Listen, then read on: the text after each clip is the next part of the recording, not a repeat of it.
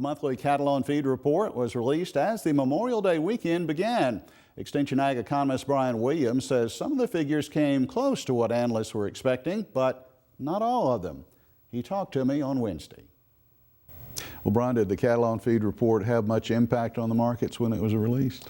Well, it really, while the report itself was considered bullish, it really didn't have too much of an impact. I was looking at the futures, and live cattle futures really didn't change much at all, and feeder futures really just went up very slightly. Well, let's talk about some of those individual numbers when we talk about marketings, placements, and total on feed. Well, looking at the numbers, total cattle on feed was up about 0.8%. That was a little bit lower than expected. Placements were down 4.6%, which was quite a bit lower than what analysts were expecting.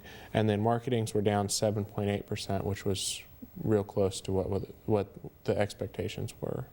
So why that one surprise, placements being down? What was the driving force behind that? Well, I think if you've been watching the news a lot, think about Texas. And the last several years, they've been in drought year after year after year. Well, this year they've got flooding. And so with all that rainfall that they're seeing in Texas, Oklahoma, Kansas, they're getting a lot better pasture conditions. And so we're seeing producers keep those cattle on grass, as well as increased heifer retention to try to build their herd. Well, despite that surprise, so to speak, generally would you say this was a friendly report for the cattle? I'd say so for two different reasons. Number one, the smaller numbers in placements and stuff, it's considered bullish especially for our cow-calf producers. But then on the other hand, it's showing that the conditions are favorable to increase the herd size with the improved pasture and stuff. So from a couple different directions, I'd say, yeah, it's a friendly report.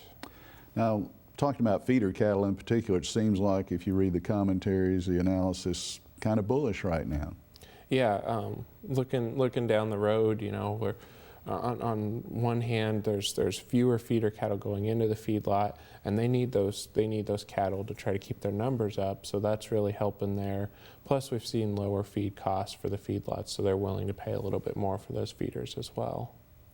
Now, as far as like boxed beef, I mean, we've seen those prices not only whole, but they've been actually a little bit higher. Yeah, the retail April retail monthly average for beef prices was hit a record high at just over $6.40 a pound.